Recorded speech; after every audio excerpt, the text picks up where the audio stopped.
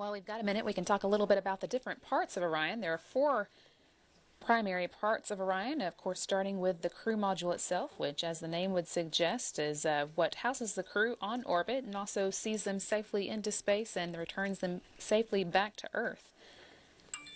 For longer missions, it would be supplemented by a habitat that would allow the astronauts inside some extra living space and plenty of room to carry the consumables that they need along with them on missions longer than 21 days, such as going to distant destinations such as Mars. But it would be what the astronauts get back into to return home and make it safely through the Earth's atmosphere. Below it is the service module on future missions that provides, or will provide, in-space propulsion, as well as water, oxygen, and nitrogen for the crew module, and it will house the 4 solar arrays that generate power for Orion. Because today's flight is short, we don't need the solar arrays. We're using batteries instead. And because we don't have any astronauts on board, we don't need some of the consumables that the service module would normally carry. So today's service module is primarily a structural representation. The full service module is going to fly on our next flight, Exploration Mission 1, and it's going to be provided by the European Space Agency. And we don't have it with us anymore because we jettisoned it about 6 minutes into the flight, but at the top of the stack today on the launch pad was the launch abort system.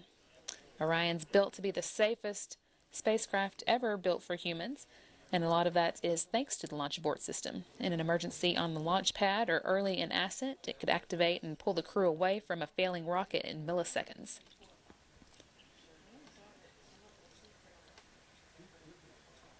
Launch abort system would use 3 motors to do that. 1 to pull the crew module away from the failing rocket, 1 to steer it to safety, and a 3rd to jettison the launch abort system and expose the crew module's parachutes. The first 2 we did not need today since no astronauts were on board, but the 3rd one was there and ready to fire, and as you've seen already, it did its job flawlessly, and we jettisoned the launch abort system 6 minutes into flight. At the very bottom of the stack is a spacecraft adapter that connects Orion's service module to the rocket below. For this flight, that's the Delta IV Heavy. But in future, the same design would be used to connect the Space Launch System, our new rocket that NASA's building, to be powerful enough to send Orion into deep space. The adapter itself is actually provided by the Space Launch System program and is being used as a pathfinder for Orion's second flight, Exploration Mission 1, when the Space Launch System will fly for the first time.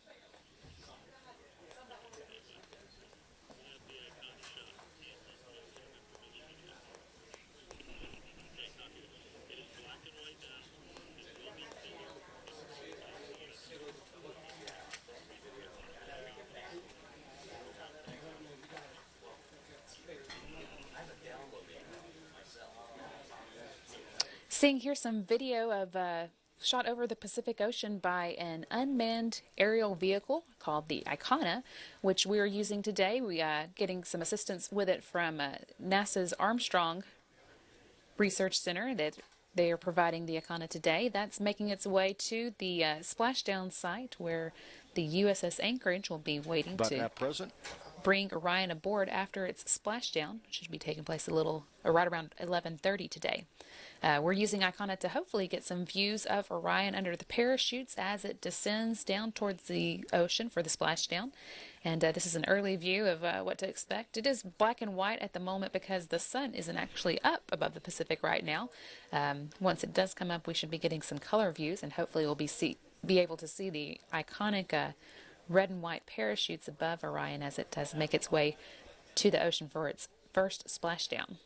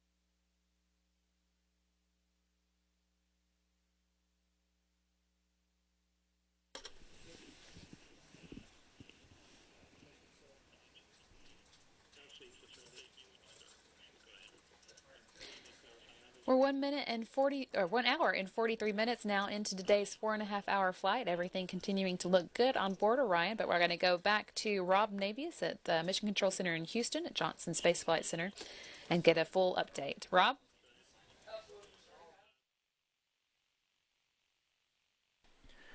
Thanks very much, Brandy. Back here in Mission Control in Houston, the flight operations team for Orion's maiden mission, led by Flight Director Mike Serafin, continues to watch over their console data. 1 hour 44 minutes since the fire-gulping launch of the Delta IV rocket that enabled Orion to begin its journey, which soon, in less than 11 minutes, will begin a journey that will break it out of low Earth orbit to a peak altitude of some 3,630 statute miles above the Earth. We'll be returning in just a few minutes to Steve Agid, the United Launch Alliance telemetry engineer from Hangar AE at the Cape Canaveral Air Force Station, who will be providing all of the information about what is expected to be a 4-minute, 40-second burn of the upper stage of the Delta IV rocket, the restart, if you will, of that upper stage engine to enable Orion to climb even further into a highly elliptical orbit for a passage through the Van Allen radiation belt and out toward its peak altitude, setting the spacecraft up for its separation from the service module and a high-speed reentry back to Earth and a splashdown in the Pacific. You are currently looking at video from one of the 3 flight test cameras in Orion's crew cabin, if you will, as Orion passes out over the Gulf of Mexico, approaching the west coast of Florida. We are now 9.5 minutes away from the upper stage burn number 2. Everything is in great shape on board Orion. There are no systems issues being worked by the flight control team here at Houston, and that sets us up for an excellent opportunity for all of the activity that will take place in the final hour and a half of this mission, all of the critical activity that will lead to Orion's return to Earth and a splashdown some 600 miles west of Baja, California. We'll be keeping you posted on all of that as we go along.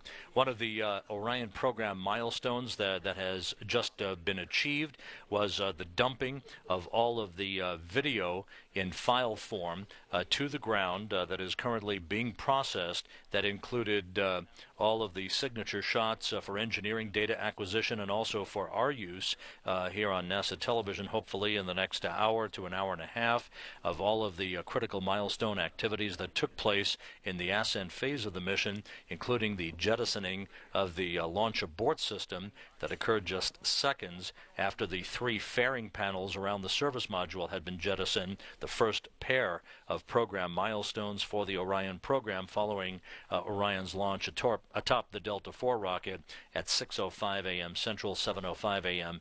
Eastern Time.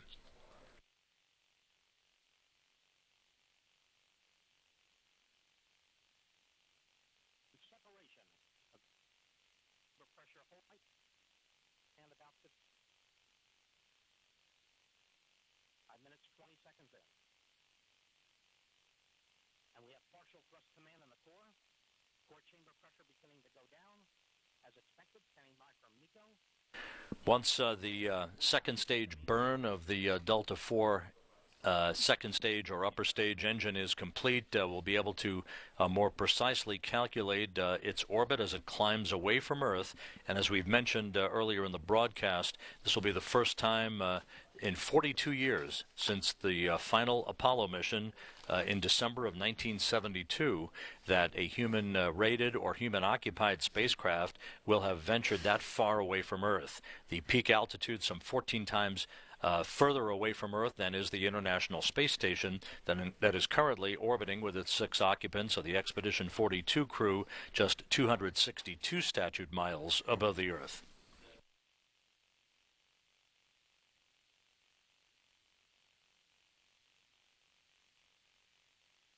Here in the flight control room, as we continue to enjoy the views out of one of the windows in the Orion crew module, these flight test cameras are providing spectacular views as Orion is now traveling over the Caribbean at an altitude of 553 by 116 statute miles. The flight dynamics officer here in Mission Control has reported to Flight Director Mike Serafin that everything is in readiness for the restart of the upper stage engine on the Delta IV rocket. That is expected to fire for 4 minutes and 40 seconds. Countdown clocks here ticking backward toward the ignition of that upper stage for the second and final time just 6 minutes from now.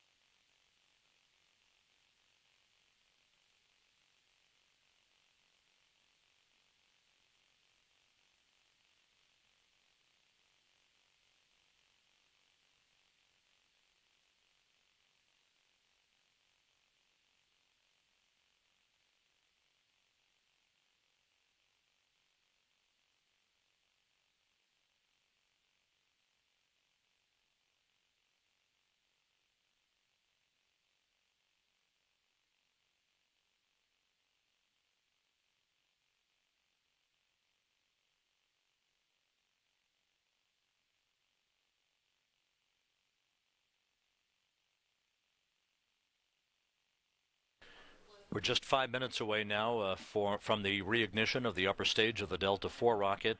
Once it completes its burn, which again will be about 4 minutes and 40 seconds in duration, Orion will begin and reinitiate a barbecue roll, a very, very slow rotational roll around its axis to maintain even thermal heating as it passes through the Van Allen radiation belt for the first time, heading toward its peak altitude of more than 3,600 miles away from Earth.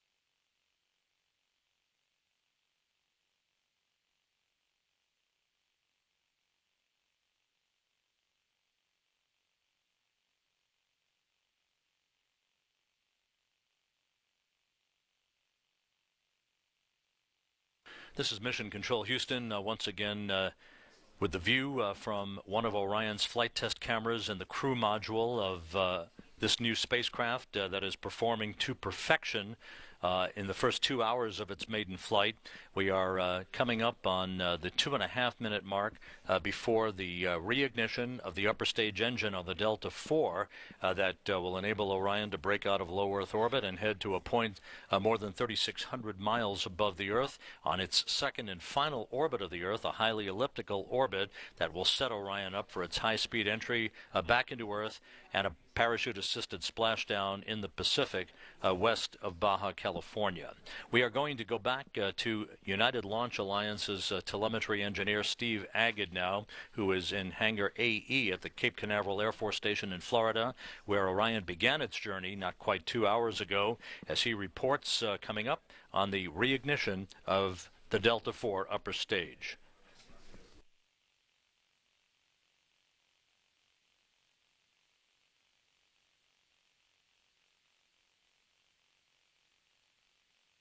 This is Delta Flight Commentary at 1 hour, 53 minutes, 21 seconds into the flight. Now 2 minutes remain until the start of the second burn of the second stage.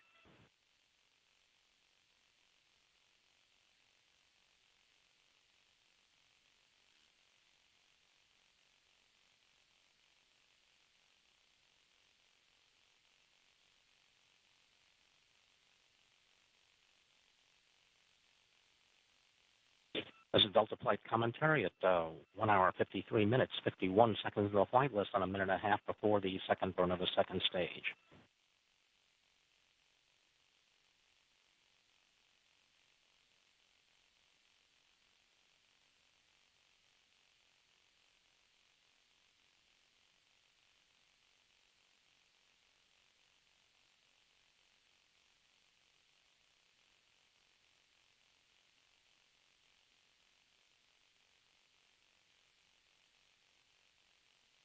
This is Delta Flight Commentary at 1 hour 54 minutes 25 seconds.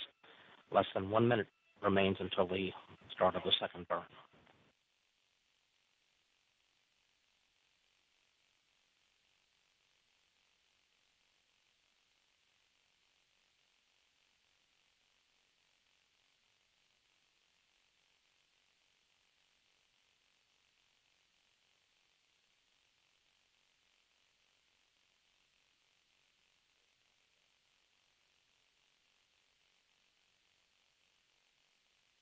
This is Delta Flight Commentary at 1 hour 55 minutes into the flight.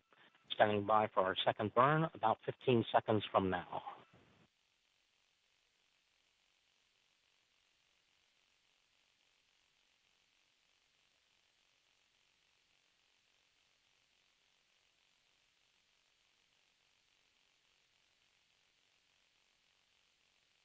And we have igniter spark. And we have ignition. Ignition on the second stage. Second stage chamber pressure is beginning to rise. Good chamber pressure in the second stage. This second burn of the second stage is to last 4 minutes 42 seconds. Chamber pressure is stable. Engine control is good. 1 minute 55 seconds. Correction, 1 hour 55 minutes 53 seconds into the flight.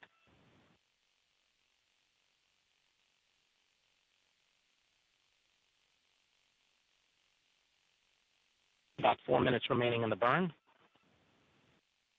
Continuing to look good.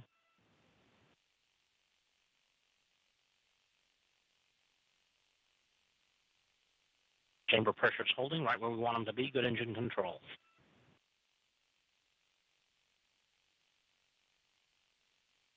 About 3 minutes 45 seconds remaining in the burn.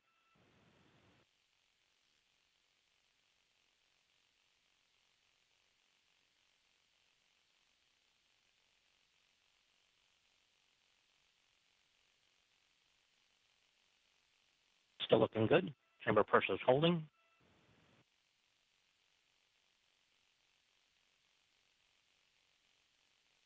Good engine control. Very stable burn.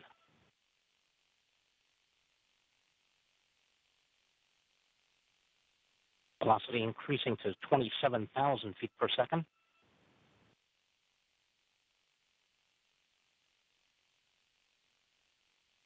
One hour, 57 minutes, 10 seconds into the flight.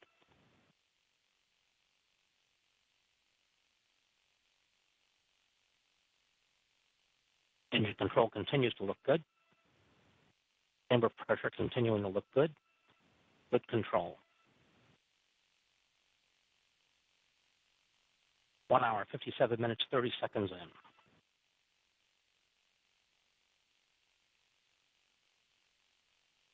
About 2.5 minutes remain on the burn.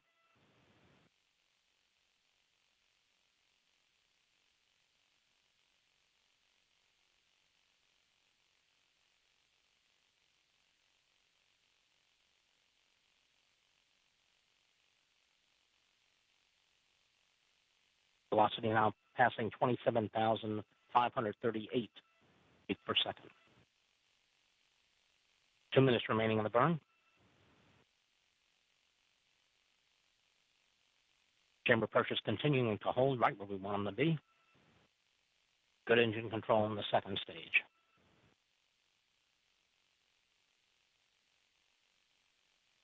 Velocity now increasing to 27,723 feet per second.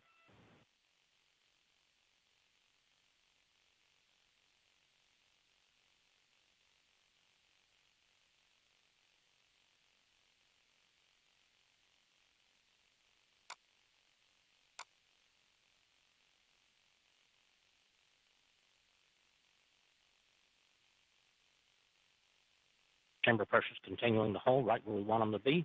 Good engine control. Velocity increasing to 27,956 feet per second. Less than 1 minute remaining in the burn.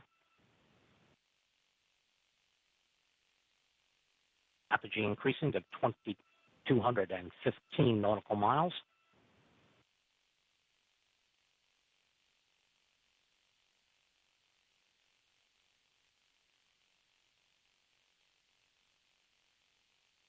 All continuing to go well. Chamber pressure continues to hold. Good burn, very stable, very good engine control.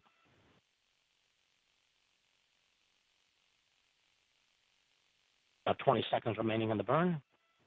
Apogee now increasing to 2,590 nautical miles.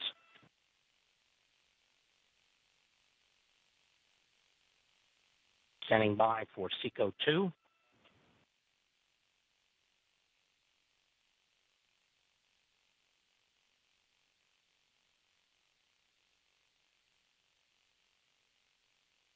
And we have SECO.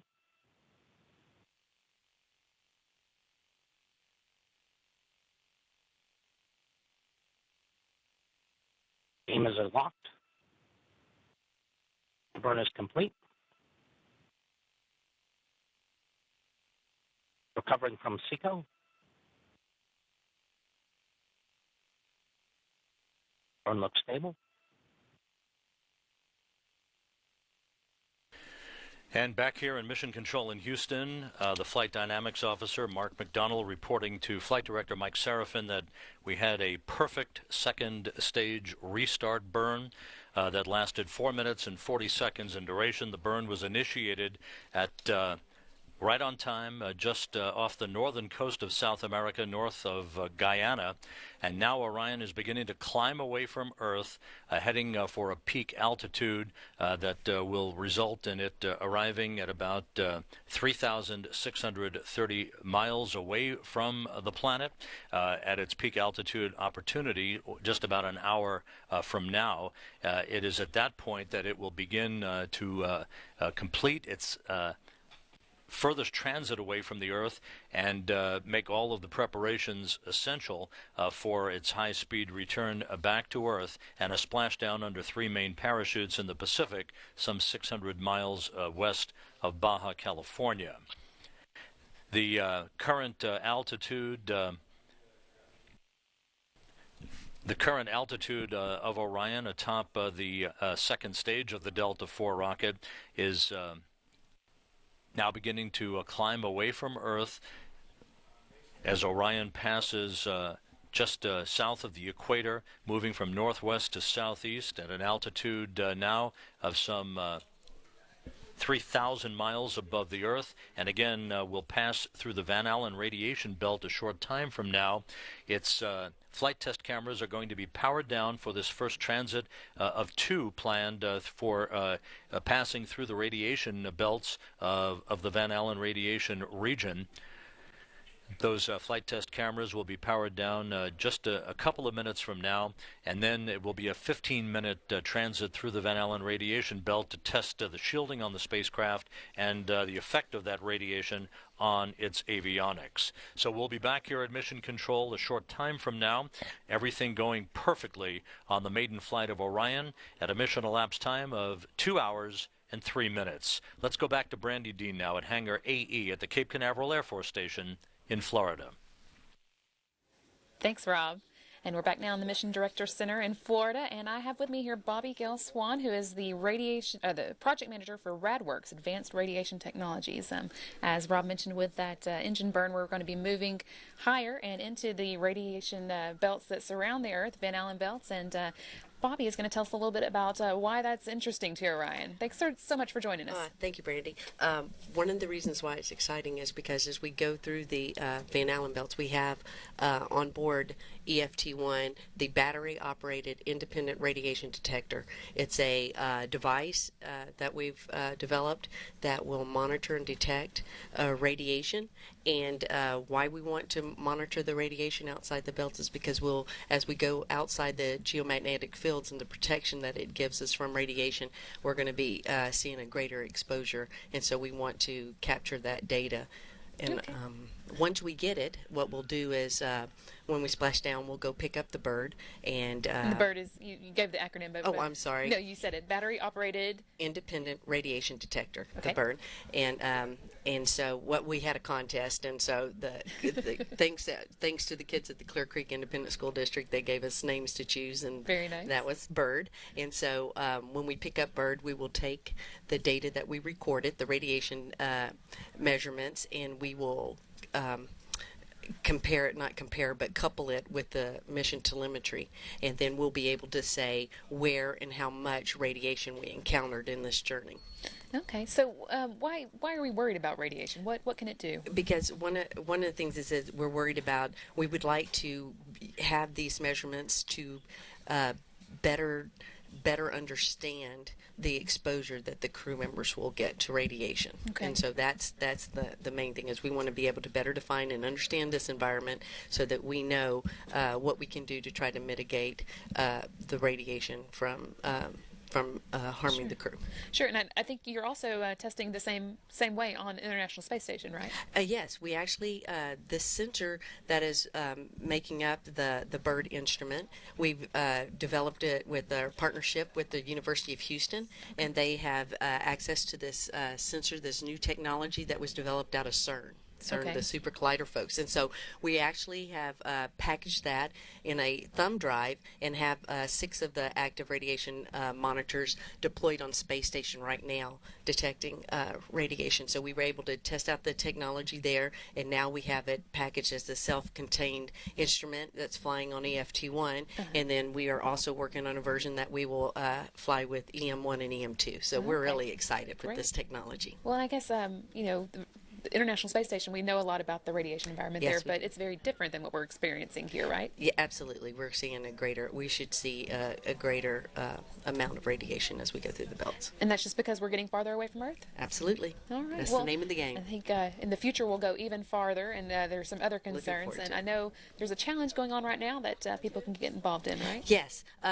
As you go outside the belt and stuff, you're going to encounter galactic cosmic rays, and so our instrument, the technology that we have, will detect and monitor the galactic cosmic rays, but we're looking for ways to mitigate the exposure. And so in order to do that, we have a challenge, an incentive challenge out there, and we are looking for folks to help us mitigate the effects of galactic cosmic rays. So if people have ideas, they should go online at Yep. nasa.gov, right? And Yes. just do a search for Galactic Cosmic Rays Challenge. And You'll help be able us to out. figure We're out looking how for some to get involved solvers. with that. We'd Looking love for to have some ideas. solvers. All right, so you've been working on this for a while, I know. It must feel Years. good to see it is. fly. It is, and it's like I may be here representing the team, but it is a team effort, and I just want to say congratulations to the entire RadWorks team, and especially those that work the bird element at Johnson Space Center in the Engineering Directorate, Human Health and Performance,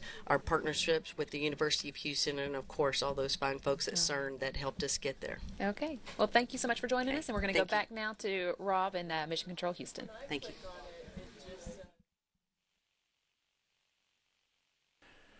Thanks, Brandy. Here in the flight control room, everything is going swimmingly as Mike Seraphin and his team of flight controllers continue to watch over all of the data from Orion, which is functioning to near perfection at this point, 2 hours and 8 minutes into its flight since its launch atop the Delta IV Heavy rocket from the Cape Canaveral Air Force Station. As you can see, Orion is currently climbing away from low Earth orbit, currently at an altitude of 780 miles above the Earth, heading for an apogee of some 3,630 miles away from the Earth.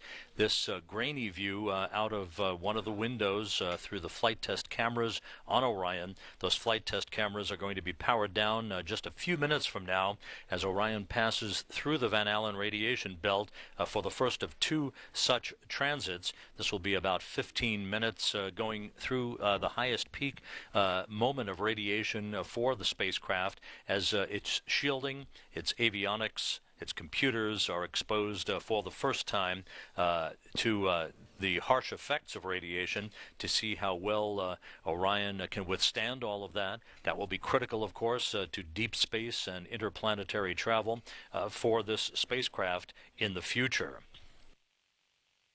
Meanwhile, splashdown preparations are underway out on the Pacific Ocean, with splashdown expected 2 hours and 15 minutes from now. The unpiloted airborne vehicle, the Icana, was dispatched very early this morning from the Armstrong Flight Research Center at Edwards, California. It is en route to the splashdown zone, which is expected to be about 600 miles to the west of Baja California. Again, the flight dynamics officer will be getting us more precise data from the guidance systems on board Orion and its global positioning system hardware that will be kicked into action, particularly at the point that we begin the return trip back to Earth following the arrival at peak altitude 3 hours into the mission at 9:05 a.m. Central Time.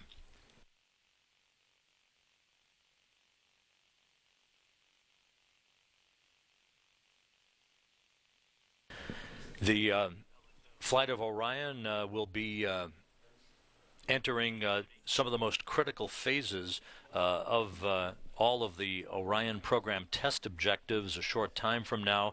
Orion's systems have so far functioned so well that there has been almost no conversation on the flight loops by any of the flight controllers here in Mission Control. They are watching over their data, waiting to address some issue that they fully expected to crop up in a test flight, and that's the whole purpose of this, is to exercise all of Orion's systems. But so far Orion is betraying any opportunity for any conversation about a problem, because there simply are none at this point at the 2 hour 10-minute mark into the mission.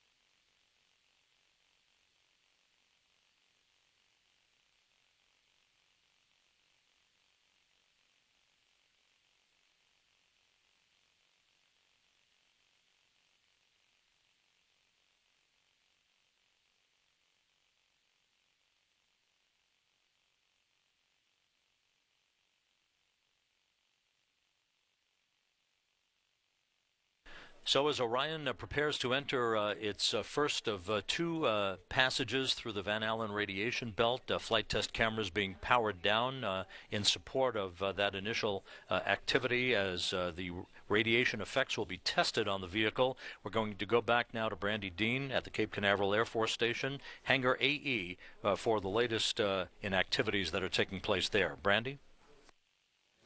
Thanks, Rob. And as Orion is continuing to pass through those Van Allen radiation belts, we're bringing to you now Chris Dobbins, who is a member of the student team that won a contest to fly an experiment on board Orion. Thanks so much for joining us, Chris. Thank you for having me. Okay, so we had the Exploration Design Challenge, and you were part of Team Aries, right, from Virginia. And tell us a little bit about what the project was and what you did. All right, so the EDC, or Exploration Design Challenge, was meant to create a static radiation shielding experiment to fly aboard the Orion. And some of the parameters of the experiment were it had to be fit inside a 7-inch cube, Okay. and it had to weigh less than 7 pounds. Wow. So we actually have a flight model. An identical one, or near identical one, is currently aboard the Orion right now, and it's containing 10 passive dosimeters that'll give us flight data later. For people who don't know, what's a dosimeter? Dosimeter is a radiation detection device. Okay, so it's going through the Van Allen belts, it's going through that high radiation period, and right now your shielding is hopefully keeping those sensors from experiencing the radiation, right? Mm-hmm. Yep. Well, tell us, how did you come up with the design? What exactly is it? All right, so we call our design the tesseract. And Tesseract, okay. Yeah, it's based off the four-dimensional shape called the tesseract. And so what it includes is an outer layer of aluminum, and then working its way to a zinc layer, then a titanium layer, then another thicker aluminum layer, and then eventually a polyethylene core. It takes up most of the mass of this particular Okay. cube. So how did y'all come up with that design? It's based on off the design of graded Z shielding, except we kind of took out the heaviest metal idea that normally would be included in a graded Z, just because during this experiment it'd be more effective to have not have the heavy metal there. Sure. Okay. Well, so right now, something that you built or helped build with your team, I guess, is flying in space. How does that feel? It's definitely exciting. It's something that we're probably never gonna, well, at least not most people would not experience, especially this age. It's people telling us all the time like this is a really special experience, and I mean I believe them. It's Yeah. really cool. Did you watch launch today? Yes, I did. Yeah. Yeah. So you got to see it launch into space. Yeah. That was definitely exciting. All right. So tell us a little bit about did this lead you to consider a career in something similar, engineering or science? I mean, I definitely wanted to be like an aerospace engineer, maybe work for NASA or any other company. Okay. And this has definitely just solidified, my want to become an aerospace engineer. And so hopefully you'll build more stuff that goes into space in the future, right? Yeah. All right. That'd be cool. Great. Well, thanks so much for coming and talking to us, and look forward to hearing about the results. Hopefully it's working really well right now. All right. Yeah, I hope so too. Okay. Well, now actually we're going to go to Amber Philman, who is on board the USS Anchorage. We're going to get an update from her on the activities that the team there is doing to prepare for the recovery Orion when it splashes down around 11:30 Eastern Time. Amber? Thanks, Brandy. And joining me this morning on the USS Anchorage is astronaut Sunny Williams, who spent 322 days in space on 2 missions on the International Space Station. She's also a captain in the Navy and familiar with ships like the one we're on today. Good morning, Sunny. Can you tell us a little bit about your role on the ship today? Good morning, Amber. And first and foremost, congratulations to everybody and a beautiful launch this morning. It was awesome to see it a little bit slower on our little bit slower TV out here, but it was great to see the launch and great to hear all the words that Orion is operating perfectly in space. It's neat to be out here as an astronaut who's actually come back in a capsule as well as the shuttle. And I think our role out here is really to observe, understand, and hopefully assist a little bit in the recovery operations and think about the future and how we're going to actually do this with people inside before too long.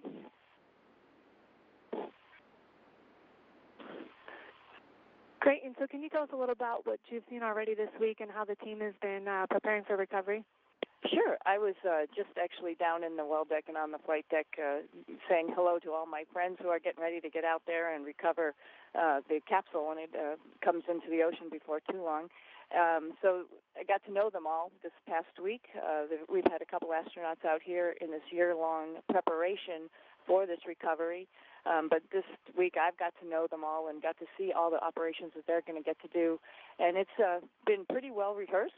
Like I said, there's been a couple more earlier this year to fine-tune and understand all the little details of actually doing an at-sea recovery. It's been a long time since we've done that, and so there's been a lot of preparations, a lot of fine-tuning, a lot of trying to figure out all the ins and outs of the recovery. So our guys, I think, are all ready on both the well deck, the flight deck, and everybody's ready to observe and watch the capsule come down.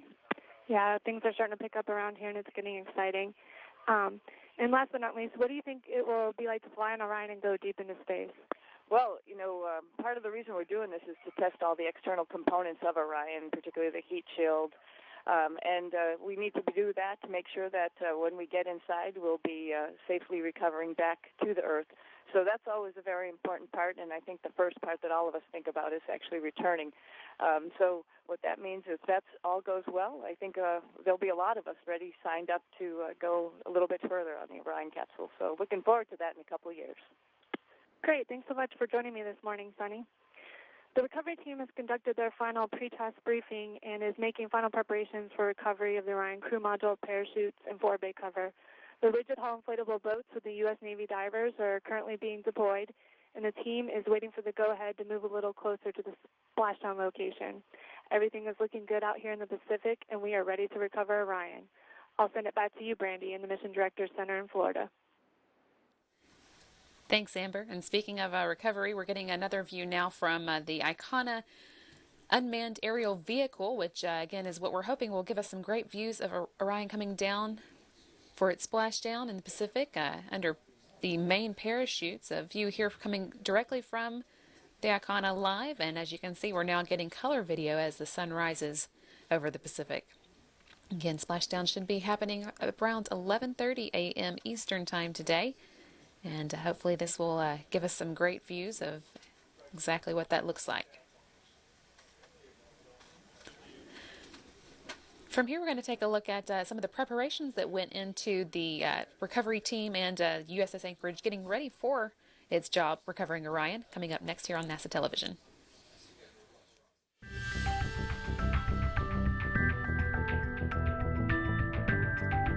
During Orion's flight test, the spacecraft will travel 3,600 miles into space, return to Earth at speeds of up to 20,000 miles per hour, and endure temperatures near 4,000 degrees Fahrenheit before splashing down in the Pacific Ocean. For the team tasked with recovering Orion after splashdown, this is when the work will begin. NASA's Ground Systems Development and Operations Program, Orion prime contractor Lockheed Martin, and the U.S. Navy have worked hard to prepare, practicing recovery operations during the past year to establish techniques they will use to recover Orion, the parachutes, and the forward bay cover from the water. We're working with the Navy to figure out a way to use these well deck ships that they have to get the capsule back in the well deck and allow the crew to get out basically on dry land in a sense. And so all this testing is about how to make that work. Before Orion launches on its flight test from the East Coast, the recovery team on the West Coast will embark aboard the U.S. Navy's amphibious ship, the USS Anchorage, and head out to sea. All of the necessary hardware and equipment will be carried below in the ship's well deck. It also is where Orion will be secured after the team recovers it. While the team waits for Orion to take flight, they will launch weather balloons from the deck of the ship and monitor sea conditions. Meanwhile, about an hour before splashdown, the helicopters will take off from the ship's deck and fly out to help locate Orion as it makes its descent toward the ocean. The helicopters also will help the team track Orion's protective forward bay cover and parachutes for the recovery. Teams in rigid hull inflatable boats will find and secure the hardware with floats until they're able to safely recover it. Minutes after Orion splashes down, the crew module uprighting system will inflate to help stabilize the spacecraft in case it doesn't land heat shield first into the water. U.S. Navy divers in Zodiac boats will check for any hazards around Orion. Then they'll attach a sea anchor, load distributing horse collar, and tether lines to the crew module and work to guide it to the ship's well deck. So it's our way of recovering the Orion crew module, and we do it in a way that we protect the heat shield so that we can get as much good information as we can for the engineering analysis that we'll do moving forward. The spacecraft will be set down on rubber shock absorbers secured to the deck, and the ship will head toward calm waters. The crew module will then be put into its recovery cradle and readied for offloading. The ship will then begin the journey back to Naval Base San Diego. The team also is prepared to use an alternative method of recovery in case Orion can't be recovered using the ship's well deck. At sea, a sling will be placed around Orion, and the stationary crane on the USNS Salvor, a salvage ship, will be used to lift the crew module up and onto the deck where it will be secured. It will remain there for its trip back to port. In case of very turbulent sea conditions, the USNS Salvor could tow Orion along until calmer seas are reached and it can be recovered. When Orion splashes down in the Pacific Ocean, the U.S. Navy ship and recovery team will be ready to recover the spacecraft and safely bring it home.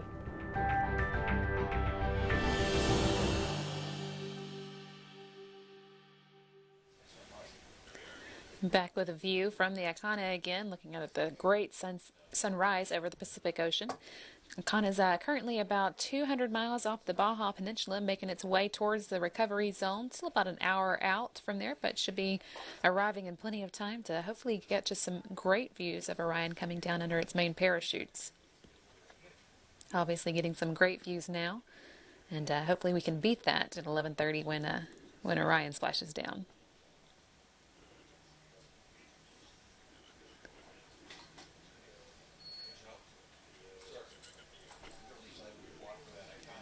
We're 2 hours and 23 minutes into today's 4.5-hour test flight of Orion, and everything is continuing to go wonderfully on board Orion in the test flight. Everything working just as it's supposed to and making its way through the various milestones. We've already performed the engine firing from the Delta IV Heavy upper stage that is sending Orion to its high altitude, 3,600 miles above the Earth. That's going to set us up for a really high-speed re-entry, which will generate lots of heat on its heat shield. So lots of interesting stuff coming up to see here on NASA TV as we move through the milestones in today's flight. But, of course, all of this is a critical step in NASA's journey to Mars, testing all these components of Orion, making sure that we'll be able to safely put astronauts on board in the future is what this flight test is all about. It's only part of the puzzle, though. Other parts include the massive new space launch system that NASA's building to send Orion into deep space, and, of course, the ground systems here in Florida at Kennedy Space Center as part of the Ground Systems and Development Operations Program, building the launch port that will get both the Space Launch System and Orion into space in the future. We're going to see more about that and the plans for all three of those programs coming up next here on NASA TV and Exploring Beyond.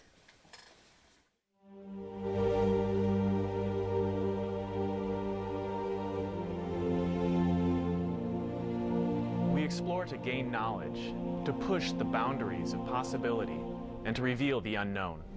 We seek to discover, to find answers, here on Earth and in space. Was Mars once an Earth-like planet with water and an atmosphere? What happened? Can the same thing happen here on Earth? What about asteroids? Is there something we can do to prevent a big one from colliding with Earth? We can go to Mars in our lifetime and answer some of humanity's fundamental questions about life beyond Earth. Robots are doing great work exploring our solar system, but eventually, we want to be able to put a person on the ground.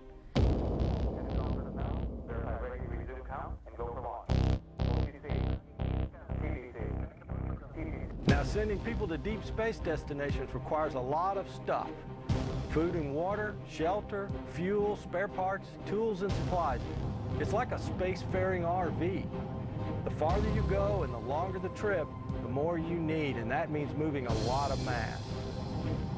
So when you talk about getting past the pull of Earth's gravity, you need a bigger, more powerful rocket.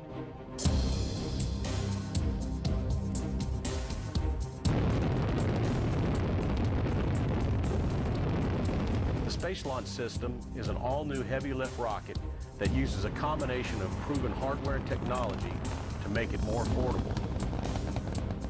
We can take the best from all we've learned from building rockets and combine that with cutting-edge tooling and manufacturing technology to build the most powerful rocket in history. You can fly to really high orbits around the moon with this rocket without requiring any other assistance. But when we add an upper stage, we'll have an even bigger capacity.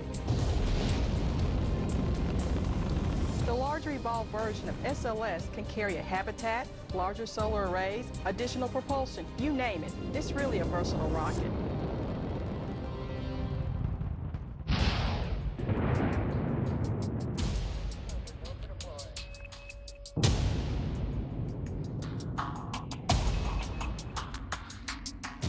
To get the astronauts beyond low Earth orbit, we need a new crew vehicle, Orion.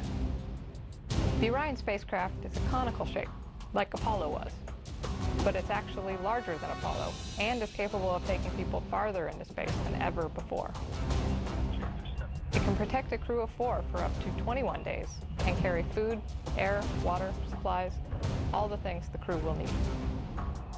Orion is the most advanced and versatile spacecraft ever made. It uses state-of-the-art technology, materials, and design processes based on more than 50 years of research and technology development. Flight crew, close and lock your visors. Initiate O2 flow. The first crewed flight of Orion and the Space Launch System will be a flight around the moon during Exploration Mission 2. A crew of astronauts will launch on SLS, fly several orbits around the Earth, then perform a translunar injection, which will send them on a path from Earth orbit towards the moon.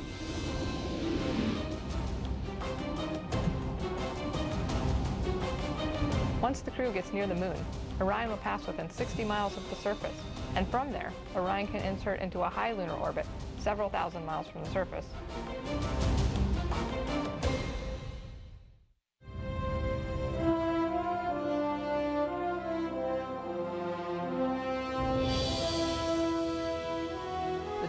the knowledge, and the experience that we have at our disposal today come from nearly 50 years of space exploration and ultimately benefit lives here on Earth. Who knows what will come out of the scientific knowledge, discovery, and economic opportunities that result from deep space exploration? We've just hit the tip of the iceberg in terms of human exploration. Now we need to explore deep space. To me, that's the goal, to expand humanity's presence beyond the Earth.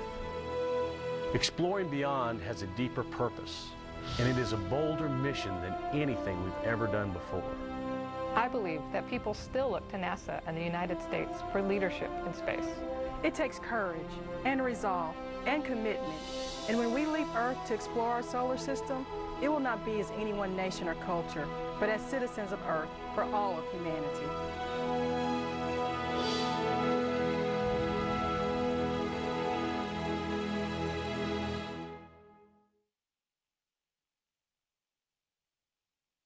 Another view from the Icona unmanned aerial vehicle. It's going to be capturing views of Orion's splashdown a little later in the day.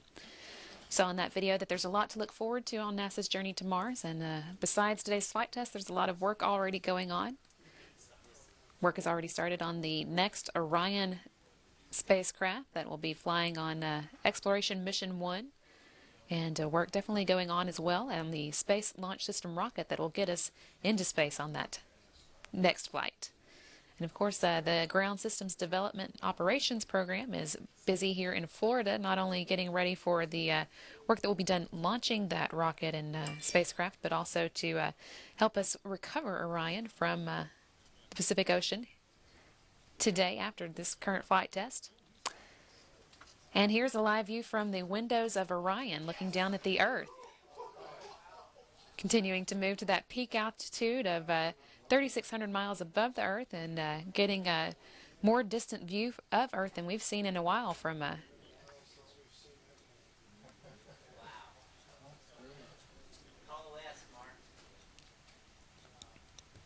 Orion's continuing to move upward to that 3,600 altitude mark and should be there in about half an hour. As we do get farther away from the Earth, that view of it will continue to shrink, and we'll hope to continue showing it to you regularly here. Although Orion will be doing some maneuvers that will bring it in and out of view, but we'll hope to get a good look at it from 3,600 miles away. That should show us a full view of the Earth from the Orion window. Back now in the Mission Directors Center here in Florida, where the mission management team is continuing to monitor the Orion systems.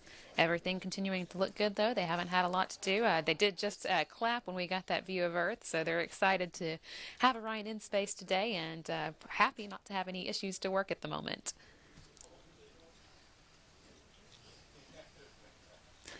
Another view here from inside the Mission Director Center, looking at some of the members of the mission management team, kind of in the middle there. In this view, you can see Julie Kramer, who is the chief engineer on the Orion program.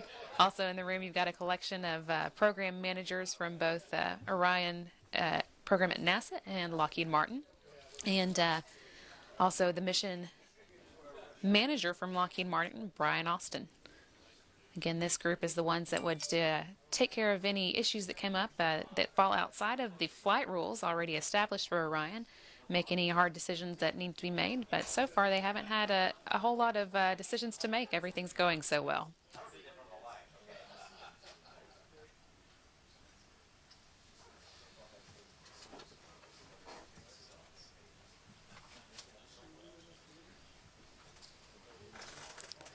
Sun continuing to rise over the Pacific Ocean, and that kind of making its way towards the splashdown zone where the USS Anchorage is standing by, ready to pull Orion into its well deck after it does splash down.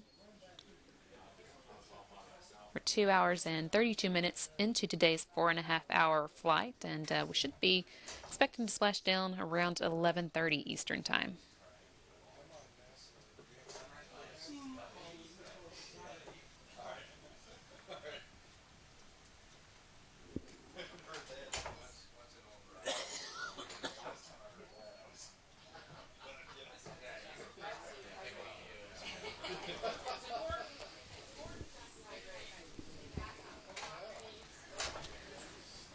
As Orion does continue to move up to that extreme altitude, 3,600 miles, let's go back to Mission Control Houston and Public Affairs Officer Rob Navius for another update on how Orion systems are looking. Rob?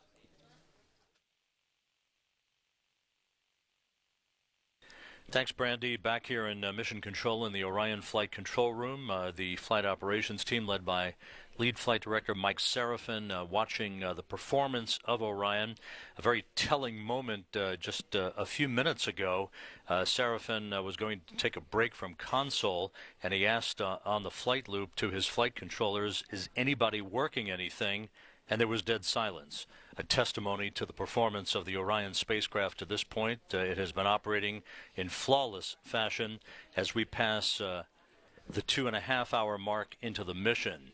But the real metal to be tested is coming up in the next hour and 50 minutes between now and splashdown time, when Orion will reach its peak altitude and then begin the return trip back to Earth. It did pass through the Van Allen radiation belt with zero effects on its avionics, on its shielding, all of its systems performing to perfection. You saw that dramatic view of the Earth. Orion is currently at an altitude of 2,744 statute miles above the Earth, with about 900 miles yet to climb to reach its peak altitude. In the meantime, the propulsion officer here in Mission Control is preparing for the activation of the reaction control system on Orion that will be utilized to maintain its correct orientation during its high-speed return back to its splashdown in the Pacific Ocean. The flight dynamics officer here in Mission Control is also working to begin to calculate a precise splashdown target in terms of latitude and longitude with the guidance system, as well as the GPS system on board Orion coming into full agreement on the trajectory of the spacecraft as it continues to ride uphill on top of the service module and the upper stage of the Delta IV rocket that launched Orion just over 2 hours and 35 minutes ago at 6:05 a.m. Central Time, 7:05 a.m. Eastern Time.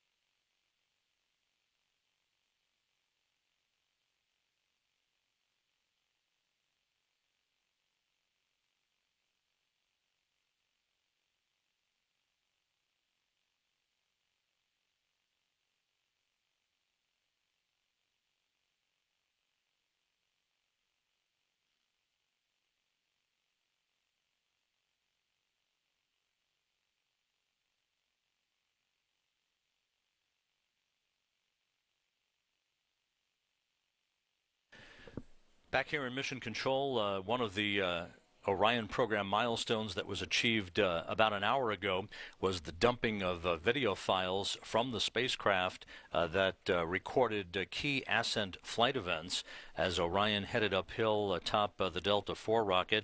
The first two such critical events was the jettisoning of the 3 service module fairing panels, followed moments later by the jettisoning of the launch abort system. That was a critical milestone to test the item that ultimately will be used to carry a crewed spacecraft away from a vehicle in the event that should become necessary. This is a looped replay of that particular data file that came down a short time ago, once again showing the launch abort system jettison, one of a number of such files of engineering data that was downlinked to the ground over about an hour-long period from the 55-minute mark into the flight till about the 1 hour 55-minute mark just before the upper stage engine on the Delta IV rocket ignited for its second and final time to send Orion towards its ultimate altitude. We are now about to pass the 3,000-mile mark in statute miles above the Earth as Orion continues to climb toward peak altitude that should be reached at about 9:05 a.m. Central Time.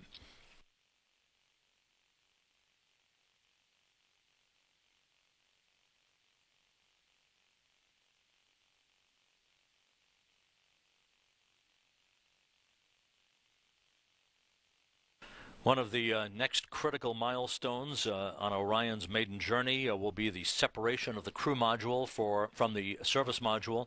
That's expected 44 minutes and 46 seconds from now. There are a series of pyrotechnic devices that will fire to enable the crew module, the Orion capsule itself, to separate from the service module in the upper stage of the Delta IV rocket that propelled it into orbit. Right after it is separated, the thrusters on Orion will turn the spacecraft 180 degrees so that its heat shield is pointed toward the Earth. As you have heard in other commentary this morning on our broadcast, that heat shield is the largest ever fabricated for a spacecraft, 16.5 feet in diameter, 30% larger than the diameter of the heat shields that were on the Apollo command modules that returned from the moon. Built out of a fiberglass phenolic honeycomb covered in Avcoat, which is the ablative material for those heat shields. It is 1.6 inches thick at its thickest point. Once again, a live video from one of the flight test cameras inside the Orion spacecraft. This is looking out of the commander's window in the crew module as we have now passed the 3,000 statute mile point in altitude with about 600 miles to go before Orion reaches its peak altitude. And again, that's expected around 20 minutes from now.